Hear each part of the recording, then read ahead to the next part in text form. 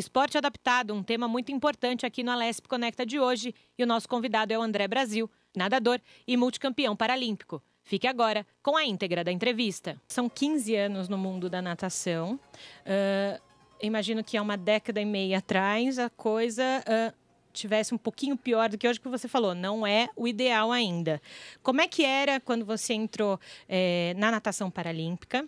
Como é que você se sentiu ao longo, ou se sente ao longo de todo esse período tratado, né, pelas políticas públicas, pelo Estado, pelas pessoas? Bom, primeiro são quase 15 anos de natação adaptada, fora isso, mais 7 anos. Então, eu sempre somo tudo. Nós temos quase 23 anos, 24 anos de carreira. O esporte adaptado, ele acabou me abraçando por uma possibilidade de vida, poder sempre mostrar aquilo que eu sabia fazer de melhor. Foi onde eu conquistei medalhas, foi onde eu pude realizar sonhos de estar indo aos Jogos Paralímpicos, 3 ao todo. Mas a partir do momento que eu adentrei ao movimento adaptado, eu vi que a gente tinha uma necessidade muito grande ainda de crescimento. Eu não digo só nas leis, eu digo quanto a essa proximidade que a gente tem com a pessoa, né? Então, eu posso dizer particularmente aquilo que eu vivenciei. Então, eu lembro que na época de escola, era até muito engraçado que o professor de educação física, né? O profissional de educação física não sabia muito como lidar. A gente tinha aquela coisa, faz um trabalhinho aqui no canto e não precisa fazer aula de educação física. E muitas vezes a gente quer participar. Antes de você continuar, só te interrompendo, porque a gente tem que contar. Quem ainda não ouviu falar de André Brasil, nadador paralímpico, enfim, explica qual é a sua deficiência, entre aspas. Bom, na verdade, eu nasci com uma criança normal e por conta de que foi a melhor explicação que a gente teve até hoje de um médico, eu tive uma reação à vacina. Então, eu tive paralisia infantil, que é a vacina do Zé Gotinha, todo mundo conhece. E com isso, eu adquiri algumas coisas que vão ficar para o resto da minha vida. Então, uma perna mais curta, são quase 5 para 6 centímetros de diferença de uma perna para outra. Um pé eu calço 43, que é o meu pé normal. O outro pé eu calço 35, 36. E tirando isso, né, as mazelas dessa diferença de uma perna para outra, eu ainda tenho intermináveis dores na coluna que vão perdurar a vida toda, não tem jeito. Então, é até muito engraçado toda vez que as pessoas perguntam, mas o que você tem? E muitas vezes é difícil, porque deveria ser uma coisa... É engraçado, a gente conhece, a gente sabe o quanto que é essa coisa cultural, né? Então, ao invés das pessoas... não é o jeitinho brasileiro. Quando você está ali, seja numa vaga para deficiente e o cartão está à mostra, ou seja numa fila de banco ou em qualquer lugar, a pessoa com deficiência ela tem que ser tratada com respeito, como o idoso tem que ser tratado com respeito. Então é uma coisa que vem carregado, inserido, enraizado no povo brasileiro, que a gente ainda requer um pouquinho mais de aprendizado. Então, um dia todo mundo vai ficar velho, um dia todo mundo vai precisar de algum auxílio, um dia todo mundo vai ter que se sentir um pouquinho mais lento, assim por se dizer. Então, eu costumo dizer que quando eu, como eu falava, adentrei ao esporte, eu vi que essa bandeira a ser carregada, na verdade, seria muito maior do que simplesmente o fato de poder treinar, trazer resultados. Então, o André Brasil, assim por se dizer, ele deixou de ser simplesmente... Para mim, eu vou ser sempre o Andrezinho da Dona Tânia e do seu Carlos, mas toda vez que eu tenho essa oportunidade e uma representatividade de poder falar para as pessoas, eu vou ser aquele cara que vai dar um toque, eu vou ser um pai ou uma mãe que vai tentar orientar, eu vou ser aquele cara que vai ter a oportunidade de estar, seja com um político qualquer, e cobrar alguma coisa. Porque, na verdade, não é especificamente para mim. São para milhares de pessoas, milhões de pessoas no nosso país. Você está aí fazendo o seu papel, exatamente, né, que possa ter talvez um diálogo maior com uma casa política, com alguns meios que talvez um cidadão comum, entre aspas, que não está tão projetado, não tenha. E você representa essas pessoas, isso? Eu acho que foi... eu costumo dizer que o Papai do Céu me deu uma oportunidade muito grande de poder continuar a lutar. Então, existem ainda... coisas bestas. Eu costumo ir no shopping, por exemplo, com meu filho, e muitas vezes tá lá a pessoa que, enfim, né, você vê um rapaz de 35 anos, que é a minha idade, sair de calça, onde não tá... visível. Exatamente. A muitas sua vezes deficiência. As pessoas questionam, e eu acho que a gente tem que parar um pouquinho com essa coisa de questionar e entender que se é direito, ponto e acabou. Independente se está visível, se está por baixo da calça. Eu não tenho que julgar alguma coisa. Então, eu acho que o preconceito está sempre na cabeça das pessoas. Uma palavra criada por nós, onde a gente tem a falsa impressão de que a gente vai aproveitar de alguma coisa. E não é essa a verdade. Então, toda vez que a gente, como você mesmo falou e como eu falei, eu tenho a oportunidade de estar, seja com um prefeito, com um deputado, e que eu possa vir a cobrar. Poxa, não é só a representatividade pública que também tem que fazer. Muitas vezes a sociedade tem que aderir e abraçar essa causa. Por exemplo, uma coisa que eu sempre brinco, e às vezes conta da questão da inveja, né? A calçada do vizinho, a grama do vizinho sempre cresce Parece mais verde que a nossa. Mais do que a nossa. Então, se a gente, por exemplo, no meu condomínio eu pude fazer isso. Se a gente pode deixar a calçada um pouco mais alinhada, seja para o andante, seja para o cadeirante, para a pessoa que usa uma muleta, para qualquer pessoa. Se a gente pode deixá-la alinhada... Por que não? Eu não preciso depender da prefeitura para alinhar a frente da minha casa, do meu condomínio. Eu posso juntar um grupo de pessoas, botar um valor bem pequeno e deixar um pouquinho alinhadinho para as pessoas poderem utilizar a calçada. Às vezes não jogar para o estado, para o governo, para o município, é uma coisa que você mesmo pode fazer ali com Então, pessoas. existem coisas que a gente precisa transformar. Então, não é, muitas vezes, só cobrar da parte da rede pública. Muitas vezes é fazer a nossa parte. Então, a oportunidade que se tem e a oportunidade de modificar um contexto, bom, essa eu posso dizer que o Papai do Céu pôde realmente botar um cara chato para poder fazer isso. Então, eu tenho aí cobrado muito, insistido muito para que a gente tenha calçadas melhores, para que a gente tenha oportunidades iguais, seja na questão escolaridade. Então, existem exemplos de mundo afora que a gente tem o sucesso em si. Então, se eu tenho saúde e educação, que é o que o cidadão, teoricamente, teria de direito, eu não preciso de mais nada. Eu não preciso, muitas vezes, talvez as pessoas com deficiência possam até ficar muito chateadas comigo, mas eu não preciso de uma lei que me beneficie contra alguma coisa, eu não preciso de uma lei de cota, eu preciso de oportunidades, direitos iguais. E se um dia eu tiver e a gente puder realizar e ver isso no nosso país, eu não vou ter lei de cota, eu não vou ter... numa empresa, a oportunidade, a pessoa com deficiência tem uma vaga garantida. Não, ela teve educação, teve escolaridade para se posicionar e aceitar e lutar por um emprego digno. Por que não sonhar, por exemplo, com uma presidência de uma empresa? Sim. Seja ele com ou sem deficiência, seja de cor clara ou cor escura, isso para mim nunca foi empecilho de nada. O que a gente tem cobrado e o que eu tenho batido sempre na tecla faltam oportunidades. Então, para aquelas pessoas que estão aí reais, escutando, né, que a gente está falando. Exatamente. Oportunidades reais, não aquelas ventiladas, vamos dar vamos cobrir aqui para ninguém falar mais um pouco. Não é maquiagem, não nunca é maquiagem. foi. Não, nunca foi maquiagem. Então, assim, existem algumas coisas que são, para mim, essenciais. Então, toda vez que as pessoas falam, porque o CT Paralímpico? Não, é um centro de treinamento. Para mim, aquilo tinha que funcionar de manhã até a noite. Se pudesse funcionar 24 horas, seria lindo. Que tem que dar oportunidade. Como o próprio comitê começou a fazer alguns projetos vinculando escolas. Então, hoje você tem 600 crianças. Existem coisas que funcionam muito legal. Então, a comunidade ela tem que estar inserida, tem que ter oportunidade de conhecer, tem que aproveitar aquilo que se tem. Porque é muito triste. Bom, a gente vem de pouco tempo de uns jogos em casa. Não especificamente para onde foram, por exemplo, as piscinas. Mas eu fico me perguntando, a gente tem uma piscina em Manaus. Ela está sendo usada? É isso que precisa ser questionado. Não para onde ela foi, e é uma piscina onde os maiores atletas do mundo passaram. Por que a gente não cria... recordes quebrados, enfim, tudo isso. Então, assim, hoje eu sei que tem uma piscina também construída, não foi nem 2 jogos, construída com dinheiros públicos em Fortaleza, numa faculdade. Por que a gente não aproveita não só os alunos que lá estão, mas para a comunidade como um todo para ser utilizado? Então, parece besteira, mas quando você vai lá fora, e eu costumo dizer que os Estados Unidos talvez não seja o melhor exemplo, mas é uma coisa que funciona. Mas eles fazem o negócio funcionar, essa é a diferença. Então, você não precisa gostar dos Estados Unidos, mas lá o negócio funciona. Exatamente. Qual é a dificuldade de, por exemplo, uma pessoa que mora na comunidade? Provavelmente ela deve ter R$5 lá, R$10 no seu bolso. Ou R$30, que seja uma mensalidade, para que ela possa pelo menos usar 2 vezes na semana, seja a piscina ou o espaço para ela levar o filho dela para brincar, ou para jogar bola, ou para correr. e daquele momento criar-se um vínculo, porque tudo na vida começa com um sonho de uma criança. Então, se ela tem a oportunidade de cruzar com um atleta, quando a gente fala, e eu falo muito de desporto adaptado, a gente não tem o despertar para isso.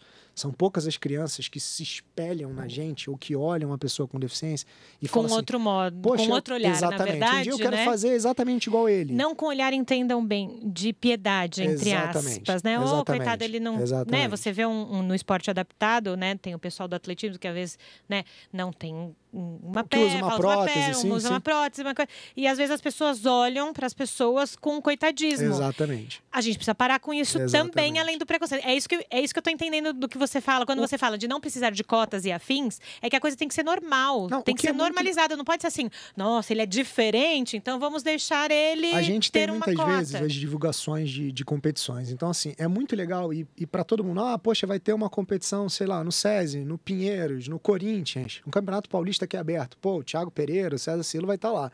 Aí você vê a arquibancada cheia. A competição adaptada também é tão quanto de graça quanto essas competições. Então, além de você ver César Cielo e Thiago Pereira, você vai ver o André, você vai ver o Daniel, você vai ver outros atletas que têm tão resultado ou mais resultado do que esses atletas olímpicos. São atletas, gente. Não são atletas com deficiência. Exatamente. E falta conhecimento. Então, a oportunidade que hoje eu tenho de poder me pronunciar, seja numa escola, seja no rádio, seja na TV, ou de um evento público, onde eu tenho a oportunidade de chegar para um prefeito, de chegar para um deputado, um senador ou algo do tipo governador e cobrar, é até engraçado, porque eles passam muitas vezes e a gente fica. Então eu brinco muitas vezes com meu pai. Eu tive a oportunidade de conhecer diversos presidentes, não só simplesmente naquele momento de receber a medalha e tirar uma foto. Mas, enfim, ter a possibilidade de falar, dizer alguma coisa para eles. Chegar e falar, olha, falta isso, falta aquilo, tá muito legal. E muitas vezes o medo, porque não consigo entender ainda, porque eu da forma mais simples de se falar, né? O esporte, ele é instrumento, não a arma, mas um instrumento essencial para o crescimento de qualquer cidadão. E aí, a gente está encaminhando para o final do primeiro bloco. Eu vou te deixar uma pergunta para a gente abrir o segundo bloco. Tanto no esporte adaptado, no esporte normal, em outros viés da sociedade, falta quem se posicione melhor sobre os seus? É uma boa pergunta. Daqui a pouco o André vai falar pra gente no segundo bloco. Nesse primeiro bloco, o André Brasil contou como funcionam as políticas públicas para o esporte adaptado em São Paulo.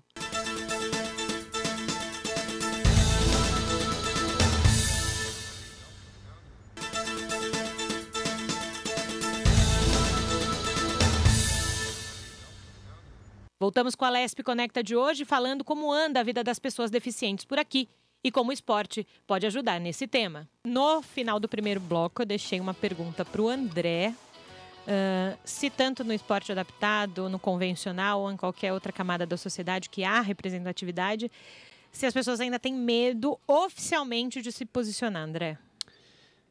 Eu posso dizer com, acho que, muita clareza que sim.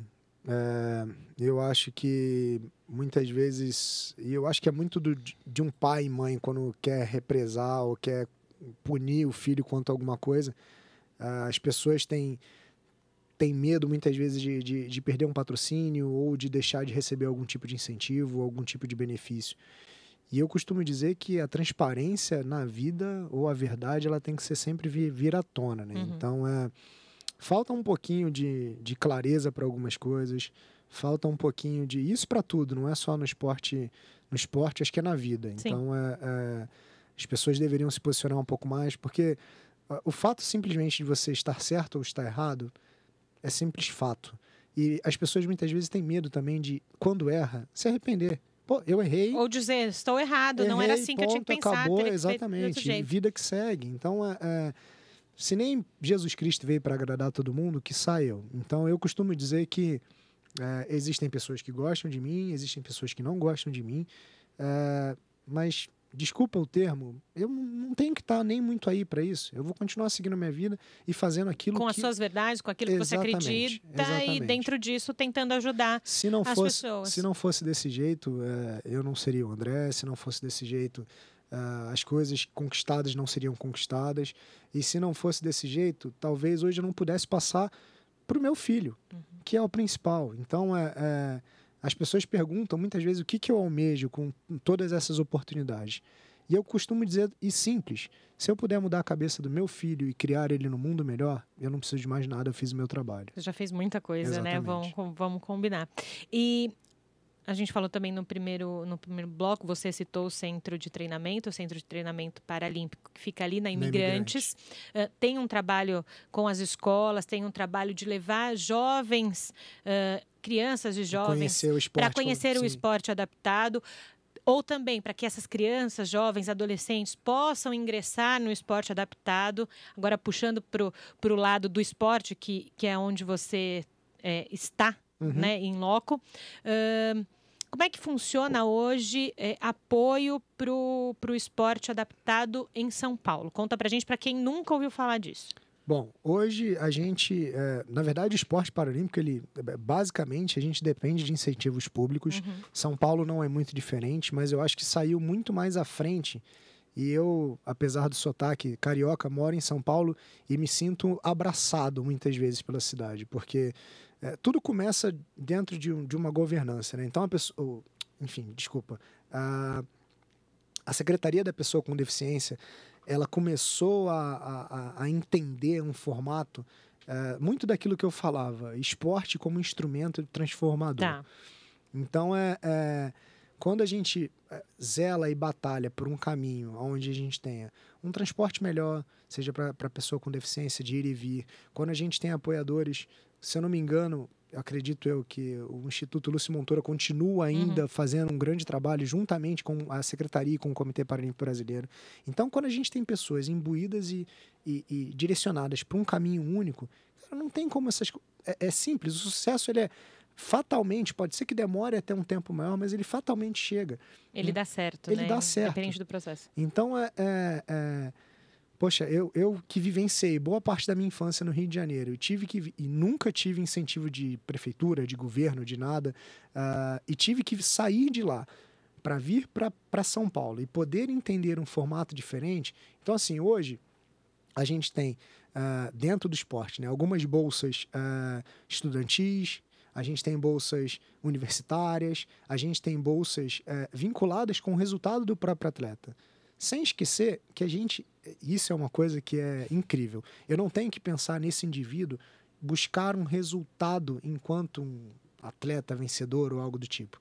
Porque nesse momento eu estou instruindo ele a levar a vida dele, porque ele pode ser um campeão na vida, sendo um grande profissional naquilo que ele escolher, na profissão que ele escolha, sendo uma grande pessoa com uma ideia diferente. Então, assim... Você está formando ali uma pessoa, ajudando na formação da pessoa, não do atleta de alto rendimento que vai te trazer medalha e vai te trazer algum recurso. Quando eu tive a primeira vez com Gustavo Borges, atleta também da natação, um grande ídolo, e a primeira coisa que ele me disse foi: André, sabe aquele seu primeiro salário que você ganhava? Os 500 mil reais que você ganhou, o primeiro salário da sua vida. Poxa, é lógico que o dia que você tiver resultado, você vai melhorar, vai ganhar um pouco mais, mas se você conseguir viver a sua vida formatada nesse seu primeiro salário, é lógico que você vai gastar mais por conta daquilo que se exige. Mas você vai conseguir viver melhor, você vai aproveitar a entender o quanto é sacrificante ganhar um pouquinho de dinheiro, e você vai entender que parcela desse processo custa um mínimo de... talvez representatividade do todo. Então, assim, não é simplesmente contar com políticas, não é simplesmente esperar do governo alguma coisa, é você buscar o seu caminho. Cai de novo no que você falou no primeiro bloco, de você fazer a diferença independente do outro. E aí, independente do Estado, independente do que eles podem prover para você. O mais legal de tudo isso, Julia, é exatamente o que a gente tem tentado fazer dentro do esporte, juntamente com a secretaria. Então, hoje, eu brinco que a gente tem um espaço extraordinário. O CT é algo incrível. Para quem não teve oportunidade, é gratuito, gente, podem ir. Pode ir lá visitar, saber como é.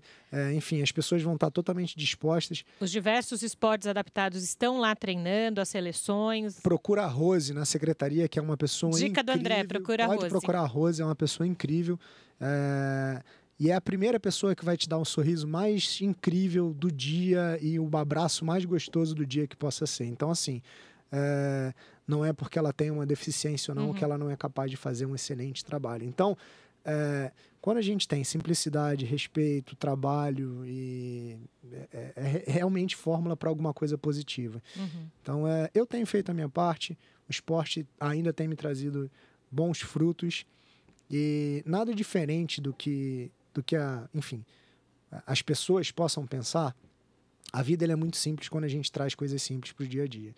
Então, para aquele que está aí correndo, para a criança que talvez possa, o papai e a mamãe estar em casa escutando e tá ouvindo, dá um abraço no seu pai e na sua mãe. Chega em casa, dá um abraço no vovô e vovó, as pessoas mais velhas aí, que a gente que perde um pouco desse carinho, traz um pouco isso à tona. A gente precisa um pouco mais de perder esses medos, quebrar essas barreiras, não no sentido de dar oportunidade, porque tadinho, né? Exatamente daquilo que a gente, do coitadinho, né? Não que a gente falava. Né? Mas é exatamente trazer isso aí, do tocar, do sentimento. Cara, todo mundo é de carne e osso, cara. Todo mundo tem dificuldade, todo mundo fica no vermelho no final do mês, cara. Agora, o que falta? Falta realmente oportunidade. Abrir as portas, mostrar o que é, o que não é, transparência.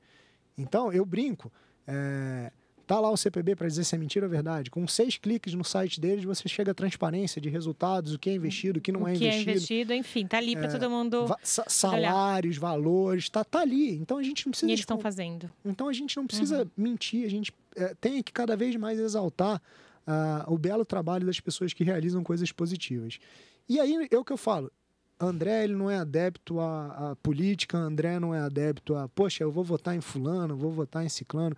Mas tem as suas convicções e tem aquilo que te norteia. Eu gosto daquilo exatamente ao qual eu luto. Então, assim, temos ideias parecidas, não precisamos ser iguais, porque a gente vai ter as nossas diferenças. Mas vamos lutar junto, então. Estou aqui de braços abertos para te receber e a gente caminhar junto. E falando em luta, caminhar junto, são 15 anos dentro da modalidade, da natação adaptada. 3 Paralimpíadas? 3 Paralimpíadas. 2008, 12 e 16. 14 medalhas ao todo. O menino não deixa eu perguntar, gente. Poxa vida, deixa eu perguntar, por favor. 14 medalhas. 14 medalhas, enfim. Tem um nome escrito na história paralímpica do Brasil. Mas desde o começo do ano a gente tem uma situação que também é muito discutido no mundo paralímpico, que é a classificação. Você vai explicar daqui a pouco de um jeito popular para o pessoal entender. Lógico. Mas só para a gente adentrar o assunto.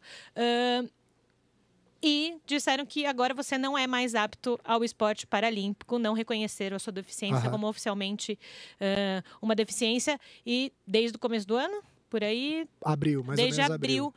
Você não pode competir porque eles não te reconhecem como atleta e como esse atleta de 15 anos com 14 medalhas representando o Brasil. Precisa mudar muita coisa nisso, nesse sentido de classificação? Então vamos fazer assim. Você conta o que significa a classificação, como funciona e o porquê disso que está acontecendo com você. Lógico. Bom, especificamente na natação, né, a gente tem 14 classes ao todo. Sempre vale a mesma regrinha, né? Quanto maior o grau de deficiência da pessoa, menor é a classe que ele recebe, ou vice-versa. E aí a gente tem deficientes físico-motores, pessoas que têm algum tipo de limitação física. Elas se classificam de 1 a 10. Como eu falei, a regrinha é sempre. Então, um atleta classe 1, um exemplo básico, um tetraplégico, uma pessoa com uma deficiência muito grande, severa.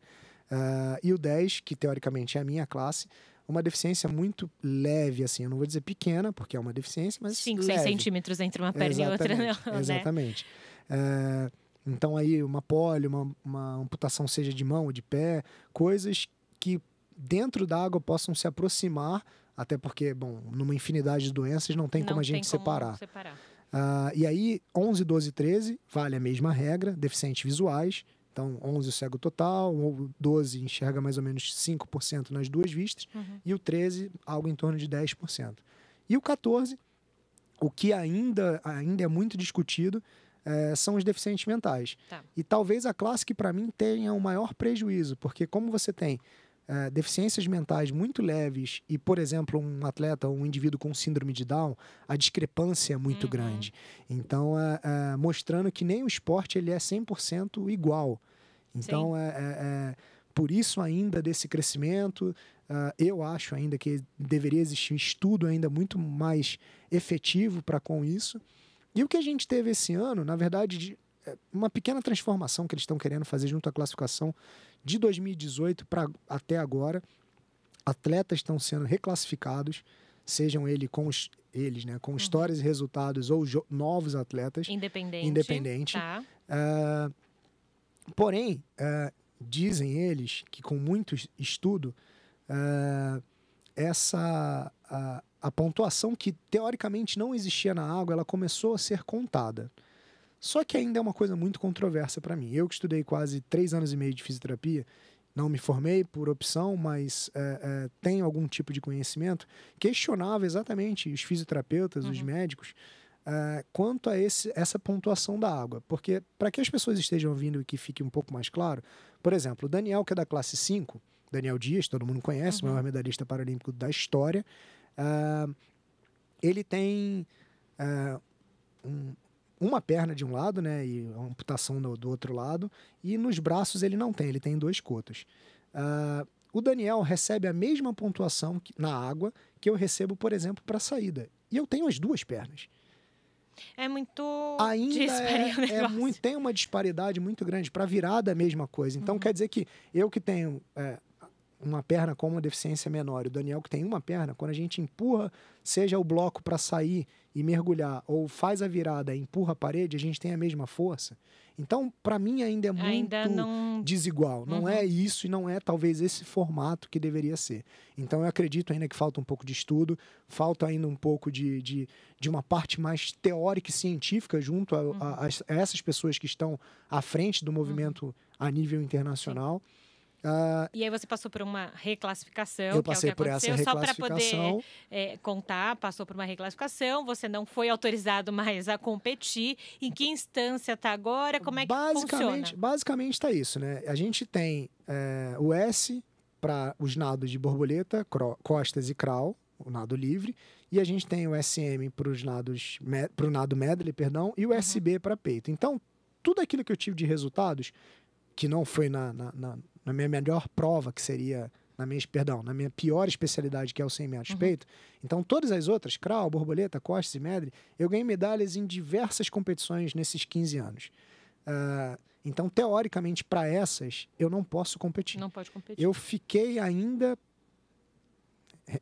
dentro do esporte para poder nadar a prova de peito. Que é o que você nunca fez. Eu tenho mais de 20 anos de carreira, eu treinei minha vida inteira e eu sei que não é o meu melhor estilo e que com certeza não vou chegar a um resultado que me traga algum título representativo. Bom, mesmo podendo ainda competir no esporte adaptado e mesmo com toda essa situação, eu acho que a gente ainda briga por uma coisa. Hoje as pessoas falam, é o que eu falo, né, cara? As pessoas mudam as terminologias, né? Preconceito ele existe desde a época, sei lá, de Dom João Bolinha, enfim, Dom João VI e não vai mudar, e afins. E hoje a gente diz que bullying e não deixa de ser preconceito e acaba sendo a mesma história. Então, eu ainda tenho vontade e aquilo que eu gosto de passar para o meu pequeno, para o meu filhote, é que a gente tem que lutar até as últimas consequências. Então, se a gente tiver aqui, seja justiça internacional, seja uma instância maior, lutar para defender alguns ideais, eu não gostaria que meu filho entendesse que o papai deixou de lado quase 15 anos da vida dele. Do que ele se dedicou de noite, do que deixou de fazer por isso. Eu deixei de fazer por isso. Então, assim, eu não terminei minha graduação de fisioterapia porque eu fui me dedicar ao esporte. E você não saiu do esporte por sua vontade, você não se aposentou. Te tiraram nesse momento. Eu posso dizer que as pessoas... Eu acho que é o que mais me dói. As pessoas tiraram a oportunidade de decisão. De você decidir, agora é hora de eu parar. Eu não tive o fechamento por escolha própria desse ciclo. Então, é um livro que, nesse momento, ainda está aberto. Eu não sei se um dia eu vou fechá-lo. E se continuar do jeito que está, talvez ele fique aberto a vida inteira e eu não consiga fechar. Então, A gente ainda tem lutado para isso, né? Tem conversado bastante com o Comitê Paralímpico Brasileiro. A gente tem buscado algumas ideias diferentes. Talvez a justiça junto da Alemanha, já que o Comitê Paralímpico Internacional é na Alemanha. Mas eu continuo seguindo a minha vida, continuo trabalhando, continuo me dedicando, buscando outros caminhos. Eu acho que o que o esporte mais me trouxe foi não só a vontade de vencer, mas a determinação, a garra, os objetivos, o trabalho coletivo. Não esquecer, como eu falei da Rose, que eu brinquei com ela e mando um beijo muito carinhoso para ela, de estar ali, cara, dia a dia, porque... E de você fazer a diferença ali para outras pessoas também, né? Manja aquela coisa de você se sentir número. Eu não sou número.